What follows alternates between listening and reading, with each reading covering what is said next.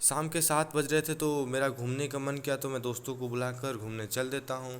Finally कुछ देर दूर जाने के बाद जब हम एकदम 3 से 4 किलोमीटर नज़दीक थे तो फिर मेरे दोस्त के यहाँ से कॉल आता है कि घर वापस आ जाओ, कुछ काम है उसको। तो फिर हम बाइक घुमा के वापस चल देते हैं। हम एक अच्छी सी रेस्टोरेंट ढूंढते हैं जहाँ की हमको खाने की कुछ मिल सके, व्यवस्था हो सके। फाइनली एक रेस्टोरेंट पे आ जाते हैं, लेकिन रोड गीली होने की वजह से हमारे पैर बहुत ज़्यादा गीले हो गए थे। तो फिर हम सोचते हैं पहले पानी पीते हैं फिर कुछ काम करेंगे। फिर मोमो वाले भैया के यहाँ से हम पानी पीते हैं।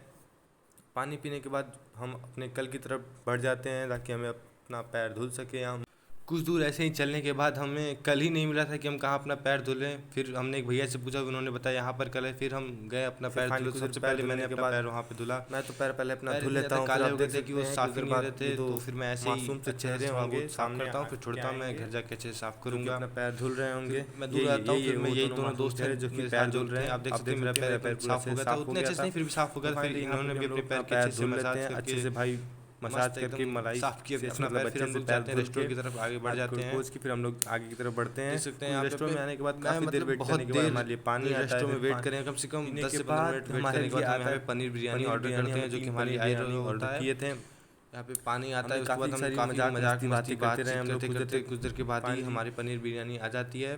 फिर यहाँ पे पनीर बिरयानी आ चुकी है। फिर हम लोगों ने प्लेट में सर्व किया उसको। फिर खाते खाते मजाक मस्ती ऐसे ही चलते चलते हमारा पनीर बिरयानी भी सबसे पहले मैं ख़त्म कर लेता हूँ, उसके बाद ये दोनों ख़त्म करते हैं।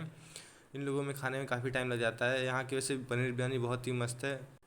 यहाँ से ख़त्म करने के बाद हमारा प्लान बनता है एक मॉल में जाने का। तो हम एक मॉल में जाते हैं और भाई ने सारी परफ्यूम टेस्ट करके बता दी कौन सी कंपनी की है, किसकी है। फिर दूसरे आगे पाने के बाद हमने चिप्स के पैकेट देखे, सबका दाम एक ही था। हमें यहाँ से कुछ परचेज़ नहीं करना था क्योंकि फिर भी हम लोग यहाँ देख लेते हैं क्या है क्या नहीं है, बाकी हमारे घर के बगल का ही है। तो फिर मैं एक ट्राई करता हूँ कोट, जो कि मेरे में ठीक नहीं हो रहा था, तो फिर मैं वहाँ रख देता हूँ वापस ही।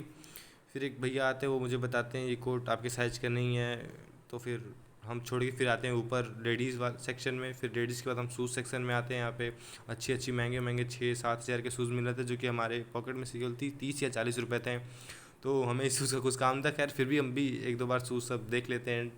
भाई ने एक दो ट्राई भी किया। फिर ऐसे ही मजाक मस्ती करते हुए हम लोग ऊपर नीचे दाएँ बाएँ घूमते हैं।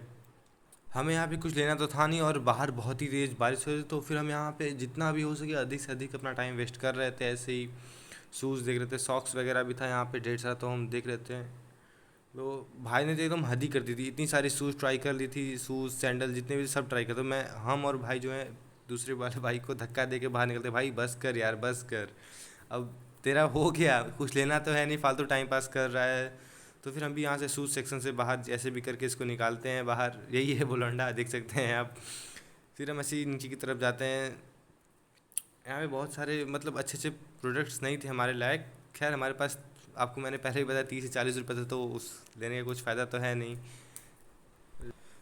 तो फाइनली हम नीचे आ ही जाते हैं। तब हमें जाना था वापस। तो बारिश भी यहाँ पे एकदम स्लो हो गई थी, रुकी नहीं थी लेकिन एकदम स्लो हो चुकी थी। तो फिर हम बाहर तरफ चल देते हैं।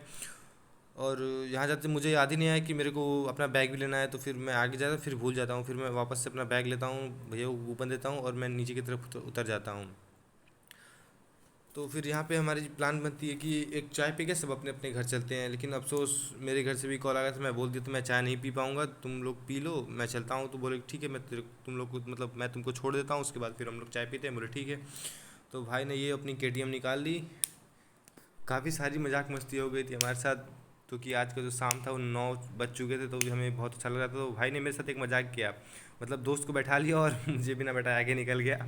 तो फिर कुछ देर के बाद उन्होंने मेरे को रोका, मतलब अपने बाइक रोकी, फिर मैं भी वहाँ बैठा, फिर हम लोग चल देते हैं। तो बस आज के लिए इतना ही।